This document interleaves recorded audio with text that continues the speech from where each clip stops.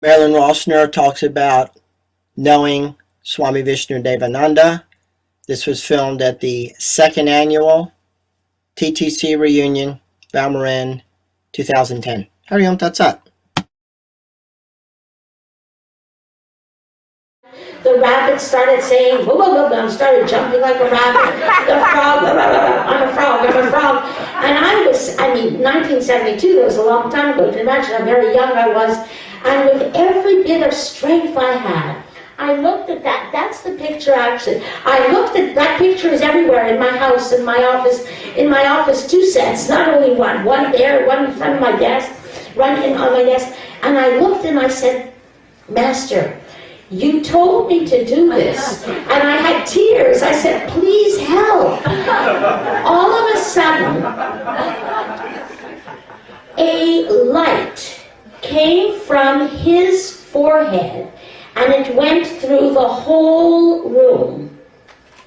God is my witness. The 16 of the 17 children, they just ran to the mats. They lied down, and I didn't whistle. I mean, they were all like that, and one little boy went to the window, and he said, look, it's raining outside.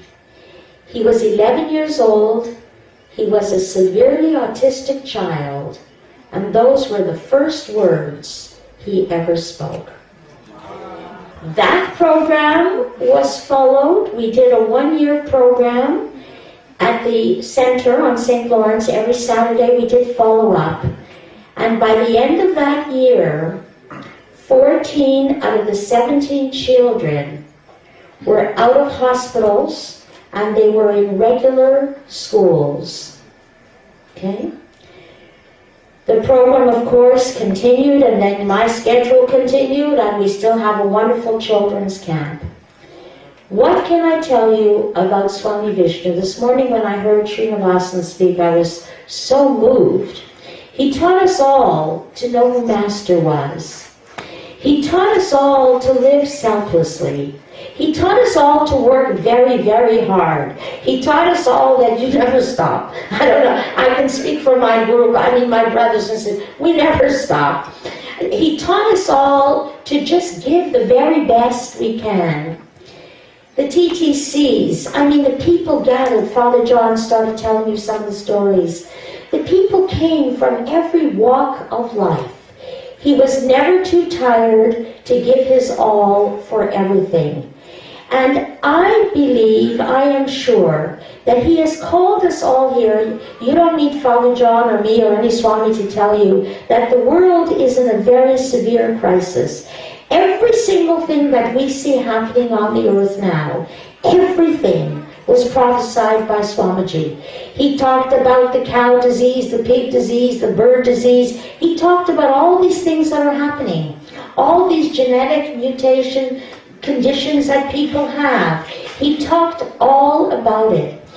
And everything that he said, we are witnessing. But he also reminded us to do the best and to realize that we're living in the Kali Yuga age, and it's our destiny to go from the Kali Yuga age into the age of Satya. In my humble work in psychiatry, I have never seen so many people attempting suicide. As I travel the world, I have never seen so many children under 9 and 10 not wanting to live. I have never seen so many people drugging up and drugging down and with needles up and needles down. So many people experimenting. This world now is at a crisis. And I believe that Swamiji has called all of us to arise and to awake and to remember the words that Shivananda said. It is difficult to get a human birth, therefore try to realize in this birth. Every day, Swamiji would say, is one breath closer to the other world. Every step, he would say, is one step closer to the other world. When we go into the heaven world, we will not be asked Where did you go? What did you buy? We will come face to face and we will hear the words, what have you done for humankind? What have you done for humankind? I want to plead with everybody. Please encourage the people. Swamiji did that. No drugs, no alcohol, not this running around with children from, they don't know who their parents are. And I'm not exaggerating. Mother 1, Mother 2, Father 3, Father 4. We are in a crisis. The psychiatric units are filled to capacity. The therapists are busier than busy. And we need to go back to simplicity. We need to go back to the 5 basic elements, 5 principles, the 5 steps that Swamiji taught us. That is really all that we need. To live simply, eat simply, pray, meditate, exercise. We need to go back to that. And we now have a chance. We hear so much talk about 2012. We are really at this crisis. Swamiji used to say, the world people will either live together or they're going to blow themselves up. People are blowing themselves up. Every year I go to Africa for 1 month, almost one stage where our beloved Swamiji would be, Mahasamadhi. From there, he is doing so much. In fact, I think he's doing even more than he did when he was here on the earth. Ask yourself, you're all intelligent people. One man coming with 2 doties. He spoke English, but it was very hard to understand him. And I can tell you that. He spoke so quickly. I mean, his mind was so fast. Oh, do this, do this. I mean, how could that one person who came without money, Iris Rosenstone, her husband bought him his first car, paid $800. He didn't have anything except the words from Master Shivananda, go to the West. The West is calling you. And then, of course, he brought yoga all over the world. And I want to say to all of you, people ask me, have you tried fast yoga, slow yoga, cold yoga, freezing yoga, hot yoga? They come and they call. I say, absolutely not. If you have something that works, why change? But I remember he told us all these things that would happen. It's not a quick fix. You know, people say to me, I want to take a weekend course and learn to become a psychic, a medium. It's not a quick fix.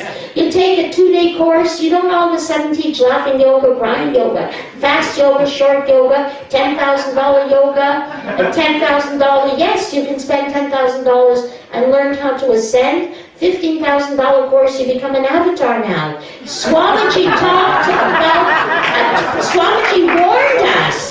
That's happening right here in this country. So, it's a do-it-yourself fix. We've got to do it. And you know what? How wonderful it is to wake up in the morning and to pray. To wake up in the morning and to chant. To do some asanas, to love one another. How blessed we are to know of this. And when people say, I don't have time, we have to make that time. We can learn to do our sadhana. We can learn to keep the word of God, the mantra, the word, whichever word you use, within our heart, no matter where you are. Father John is not here. You know, his mind, his body is certainly challenged, but never once have I heard him complain.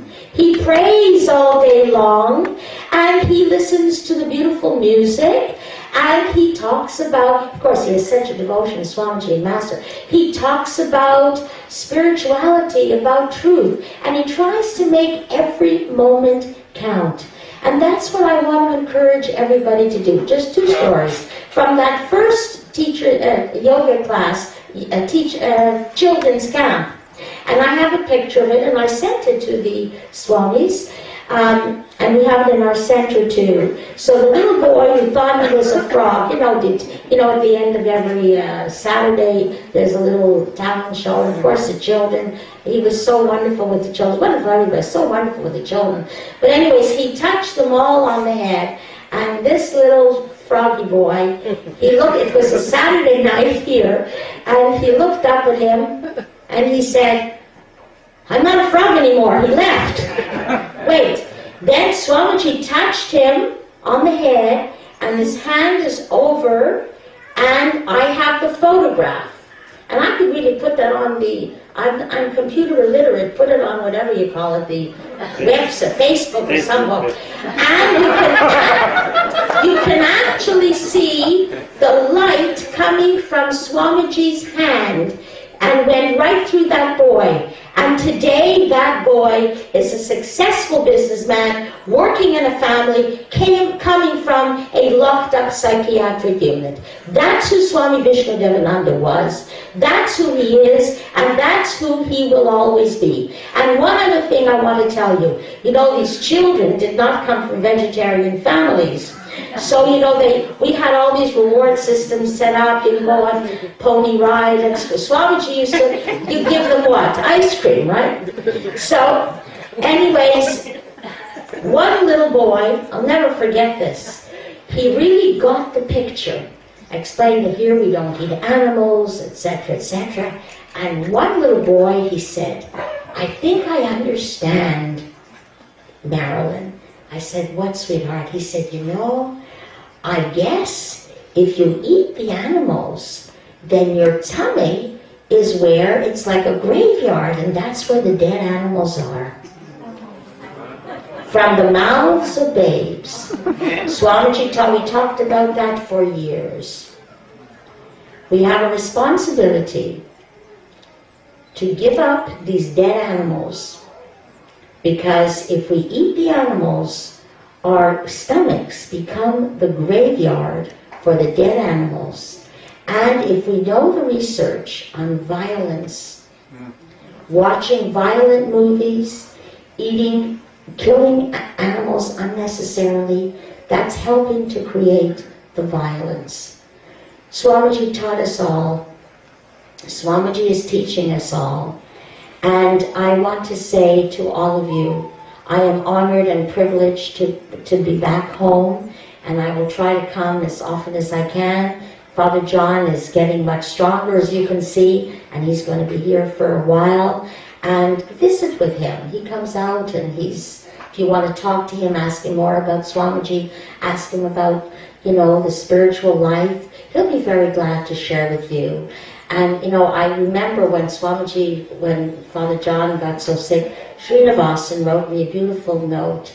And he said he remembers, the light that Swamiji was, even when he wasn't able to walk physically. He was the light. The light so shone through him that we had the privilege of knowing what it's like to be in a self-realized soul. It is difficult to get a human birth. We chose to come here. This is our spiritual family. God, Gurudev, they brought us here. Let us take this out into the world and sing the praises of serving, loving, giving, purifying, meditating, and realizing. Om Tat Sat.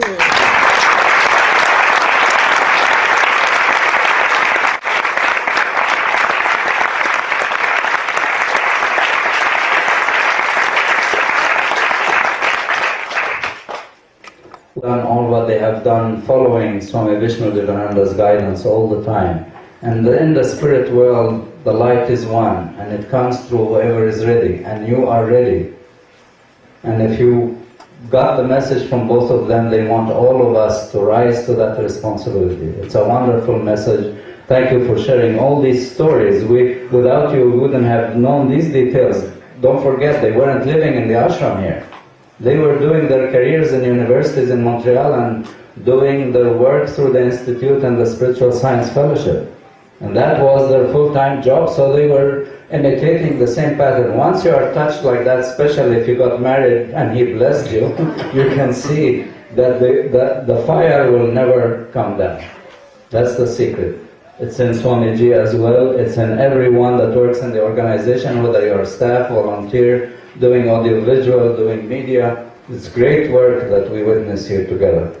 Where would you like it after that?